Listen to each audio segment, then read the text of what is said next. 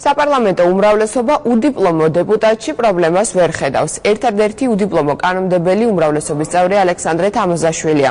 მართლ კოალიციაში განმარტავენ, რომ დეპუტატი ახალგაზრდაა და მას ჯერ ყველაფერი წინ აქვს. ამასთან, როგორც უმრავლესობის წევრები ამბობენ, კანონი დეპუტატს არ ავალდებულებს ჰქონდეს დიპლომი.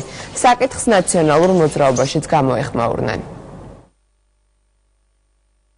წარმომადგენელთა ორგანოში არჩევის უფლება აქვს ნებისმიერ პირს. დადგენილია მხოლოდ ასაკობრივი ცენზი და საქართველოში ცხოვრების ბინადრობის ცენზი. სხვა ცენზი უმაღლეს ორგანოში არჩევასთან დაკავშირებით არ არსებობს. ლექსო საკმაოდ ბევრს მუშაობს საკუთარ თავზე, დაკავებულია ხშირად თავის განათლების საკითხებით. მე მახსოვს არათუ დეპუტატი ministrები წავიდნენ ministrების პერიოდში სასწავლებლად, ასე რომ მე ამასაც და შეუსაბამოს ვერავს ვერ ხედავ. ბევრ მაგალითს მოგიყვანთ ისეც რომელსაც შეიძლება არც განათლება მიუღია, არც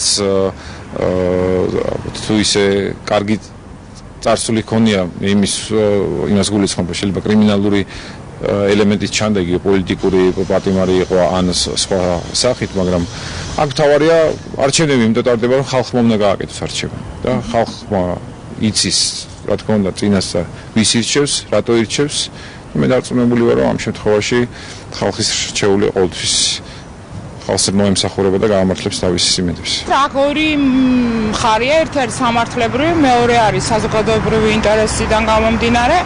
მინდა გითხრათ, რომ სამართლებრივად პრობლემა არ არის პარლამენტის წევრს ექნება თუ არა უმაღლესი განათლება, თუმცა მეორე მხრივ გამომდინარე იქიდან, რომ პარლამენტის წევრს უწევს მუშაობა სერიოზულ კანონ პროექტებზე, ალბათ განათლება და გამოცდილება ნამდვილად თავის ეშვება, მაგრამ ეს ნამდვილად არ არის გამონაკლისი, არ ამგონი, რომ დეპუტატი თამაზაშვილი რამით ჩამორჩებოდეს იმ სხვა მის კოლეგებს, რომლებსაც დიპლომები უდევთ ჯიბეში.